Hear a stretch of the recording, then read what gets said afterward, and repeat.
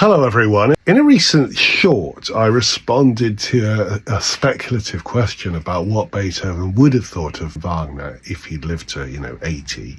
It was a really fun speculative discussion. So if you haven't seen it, watch it.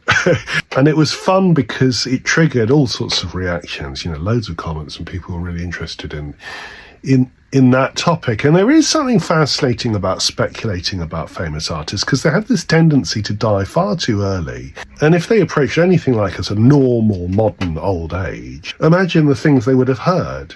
Even Gustav Mahler died at the age of 50. And if he'd gone on to his 80s, he would have been living in the 1940s. And he would have had to have escaped like Arnold Schoenberg did from Nazi Germany. So I guess he was spared that particular horror.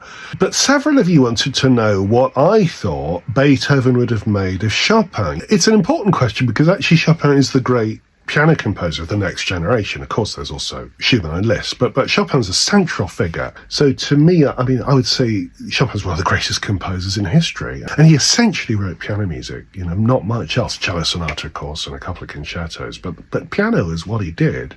The output is so compelling. You just have to bow the knee, don't you? What an amazing thing.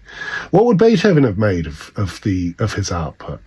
It's hard to know, but even by the age of 18, Chopin's writing some of the Opus 10 etudes at the age of 18. And the piano concertos are early, they're only a couple of years after Beethoven's death.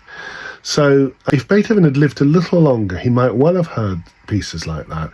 What would he have thought? I think he would probably been irked by the pyrotechnics.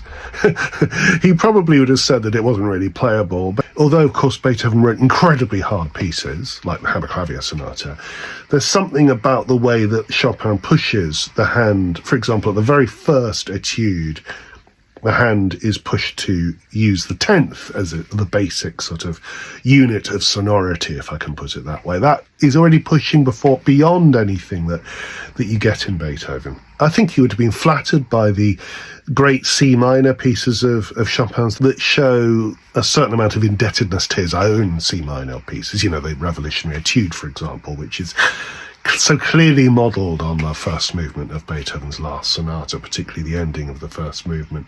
I think Beethoven would have been bewildered by the second sonata, the great Funeral March Sonata in B-flat minor. Again, maybe he would have been impressed by the Funeral March itself, which is so obviously modelled in terms of its connection to the sonata on his own Funeral March Sonata, Opus 26.